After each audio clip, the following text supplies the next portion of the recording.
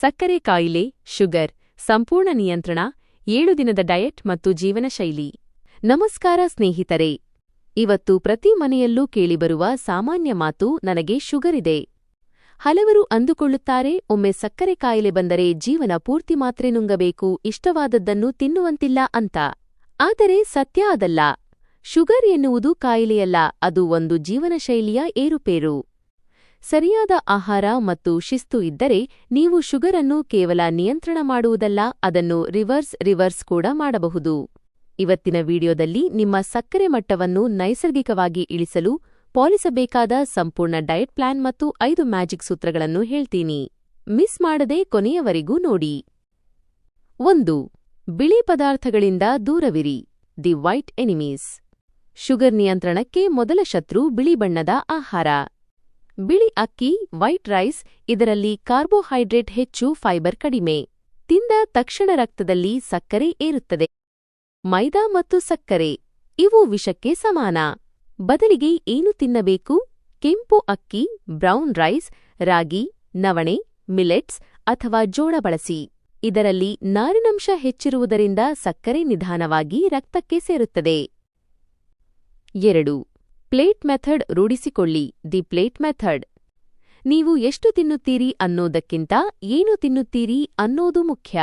ನಿಮ್ಮ ಊಟದ ತಟ್ಟೆ ಹೀಗಿರಲಿ: ಅರ್ಧ ಭಾಗ 50% ಹಸಿ ತರಕಾರಿಗಳು ಅಥವಾ ಪಲ್ಯ, ಸೌತೆಕಾಯಿ, ಕ್ಯಾರೆಟ್, ಸೊಪ್ಪು. ಕಾಲು ಭಾಗ 25% ಪ್ರೋಟೀನ್, ಕಾಳುಗಳು, ಮೊಳಕೆ ಬರಿಸಿದ ಹೆಸರುಬೇಳೆ, ಮೊಟ್ಟೆ ಅಥವಾ ಪನ್ನೀರ್. ಉಳಿದ ಕಾಲು ಭಾಗ 25% ಮಾತ್ರ ರೊಟ್ಟಿ ಅಥವಾ ಅನ್ನ. ಹೀಗೆ ತಿಂದರೆ ಹೊಟ್ಟೆಯೂ ತುಂಬುತ್ತದೆ, ಶುಗರ್ ಕೂಡ ಏರುವುದಿಲ್ಲ. 3. ಬೆಳಗಿನ magic drink. The morning starter.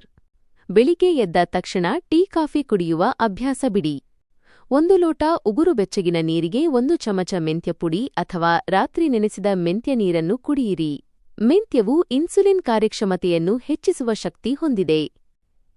4. ಊಟದ ನಂತರದ 10 ನಿಮಿಷದ ನಡಿಗೆ.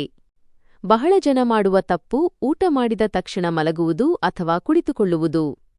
ಪ್ರತಿ ಬಾರಿ ಊಟ ಮಾಡಿದ 15 ನಿಮಿಷದ ನಂತರ ಕೇವಲ 10 ರಿಂದ 15 ನಿಮಿಷ ಸಾಧಾರಣ ನಡಿಗೆ ಮಾಡಿ. ಇದು ರಕ್ತದಲ್ಲಿನ ಗ್ಲೂಕೋಸ್ ಅನ್ನು ಸ್ನಾಯುಗಳು ಬಳಸಿಕೊಳ್ಳಲು ಸಹಾಯ ಮಾಡುತ್ತದೆ. 5. ಒತ್ತಡ ಮತ್ತು ನಿದ್ರೆಯ ಕನೆಕ್ಷನ್. ನೀವು ಎಷ್ಟೇ ಪಥ್ಯ ಮಾಡಿದರೂ ನಿಮಗೆ ಸರಿಯಾದ ನಿದ್ರೆ ಇಲ್ಲದಿದ್ದರೆ ಅಥವಾ ಅತಿಯಾದ ಟೆನ್ಷನ್ ಮಾಡಿಕೊಂಡರೆ ಶುಗರ್ ಮಟ್ಟ ಕಡಿಮೆ ಆಗುವುದಿಲ್ಲ. ಒತ್ತಡ ಉಂಟಾದಾಗ ದೇಹದಲ್ಲಿ ಕಾರ್ಟಿಸೋಲ್ ಎಂಬ ಹಾರ್ಮೋನ್ ಬಿಡುಗಡೆಯಾಗುತ್ತದೆ, ಇದು ಸಕ್ಕರೆ ಮಟ್ಟವನ್ನು ಹೆಚ್ಚಿಸುತ್ತದೆ. ಹಾಗಾಗಿ ದಿನಕ್ಕೆ 7 ಗಂಟೆ ಶಾಂತ ನಿದ್ರೆ ಅತ್ಯಗತ್ಯ. 6. ಗ್ಲೈಸೆಮಿಕ್ ಇಂಡೆಕ್ಸ್ ಜಿಐ ಬಗ್ಗೆ ಇರಲಿ ಗಮನ. ಕಡಿಮೆ ಜಿಐ ಇರುವ ಹಣ್ಣುಗಳನ್ನು ಮಾತ್ರ ತಿನ್ನಿ. ತಿನ್ನಬಹುದು: ಸೇಬು, ಪೇರಲ, ಗುವಾವಾ, ಕಿತ್ತಳೆ, ನೇರಳೆ ಹಣ್ಣು. ಬೇಡ ಮಾವಿನ ಹಣ್ಣು, ಸಪೋಟ, ಬಾಳೆಹಣ್ಣು ಅತಿಯಾಗಿ ಬೇಡ. ನೆನಪಿಡಿ, ಸಕ್ಕರೆ ಕಾಯಿಲೆ ನಿಮ್ಮನ್ನು ನಿಯಂತ್ರಿಸಬಾರದು, ನೀವೇ ಅದನ್ನು ನಿಯಂತ್ರಿಸಬೇಕು. ಈ ಬದಲಾವಣೆಗಳನ್ನು ಕೇವಲ 1 ವಾರ ಪಾಲಿಸಿ ನೋಡಿ. ನಿಮ್ಮ ಎನರ್ಜಿ ಲೆವೆಲ್ ಮತ್ತು ಶುಗರ್ ರಿಪೋರ್ಟ್ನಲ್ಲಿ ವ್ಯತ್ಯಾಸ ನೀವೇ ಕಾಣುತ್ತೀರಿ. ಈ ಮಾಹಿತಿ ಇಷ್ಟವಾದರೆ ನಿಮ್ಮ ಫ್ಯಾಮಿಲಿ ಗ್ರೂಪ್ಗಳಲ್ಲಿ ಶೇರ್ ಮಾಡಿ. ಮುಂದಿನ ವಿಡಿಯೋದಲ್ಲಿ ಮತ್ತೊಂದು ಆರೋಗ್ಯಕರ ವಿಷಯದೊಂದಿಗೆ ಭೇಟಿಯಾಗೋಣ. ಆರೋಗ್ಯವೇ ಭಾಗ್ಯ. ಧನ್ಯವಾದಗಳು.